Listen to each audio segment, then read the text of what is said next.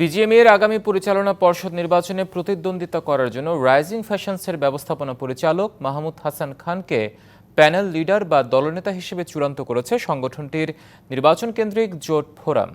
এর আগে তিনি তৈরি পোশাক শিল্প মালিকদের সংগঠন বিজিএমইএর সহসভাপতি ছিলেন। বুধবার রাতে রাজধানীর একটি হোটেলে পোশাক শিল্প উদ্যোক্তাদের সঙ্গে নতুন প্যানেল লিডার হিসেবে মাহমুদ হাসান খানকে পরিচয় করিয়ে দেন ফোরাম নেতারা।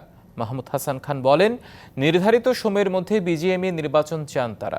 একই সঙ্গে যারা উদ্যোক্তা ও সংগঠনটির সদস্য তারাই যাতে ভোটার থাকেন তা নিশ্চিত করার তাগিদ দেন তিনি। গত 20 অক্টোবর বিভিন্ন অভিযোগে বিজিএমইএর পরিচালনা পর্ষদ ভেঙে দেয় বাণিজ্য মন্ত্রণালয়। একই সঙ্গে 120 দিনের মধ্যে সুষ্ঠু ও নিরপেক্ষ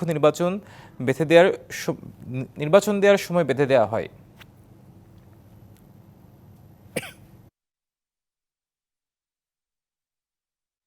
যেন মেম্বাররা তার নিজের ভোটটা নিজে যে দিতে পারে এবং যাদের ভোট নাই কোনো ধরনের ভুয়া ভোট যেন কেউ দিতে না পারে, সেটাই আমাদের লক্ষ্য।